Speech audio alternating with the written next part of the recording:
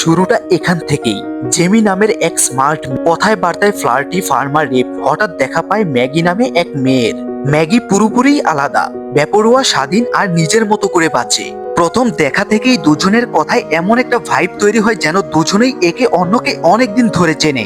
একটা ছোট কথা, একটা ছোট হাসি, আর সেখান থেকেই শুরু হয় তাদের নো স্ট্রেঞ্জ অ্যাটাচ সম্পর্ক। এদিকে জেমির লাইফও বদলাতে থাকে। সে নতুন একটা ওষুধ সেল করার দায়িত্ব পায়, যা তখনই মার্কেটে নতুন ভাবে হিট হতে শুরু করেছে। এই পুরো সিকোয়েন্সটা ফানি, ফাস্ট আর এনার্জেটিক। জেমির সেল বাড়ছে, টাকা বাড়ছে, আর জনপ্রিয়তাও বাড়ছে।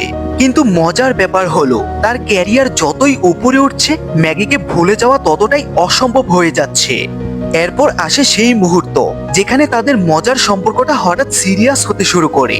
ম্যাগি ধীরে ধীরে সে তার জীবনে কতটা জায়গা দখল করে ফেলেছে জেমি তা বুঝতে পারে। দূরত্ব, ভয় আর ভবিষ্যৎ নিয়ে টেনশন সবই আছে। তবুও এই দৃশ্যে দুজনের চোখে যে সত্যিকারের অনুভূতি দেখা যায়, আর সেটাই পুরো গল্পটাকে অন্য লেভেলে নিয়ে যায়। এই মোমেন্টটাই বলে দেয় ভালোবাসা কখন আসে সেটা আমরা ঠিক কখনো বুঝতে পারি না, কিন্তু একবার এলে বদলে দেয় সবকিছু।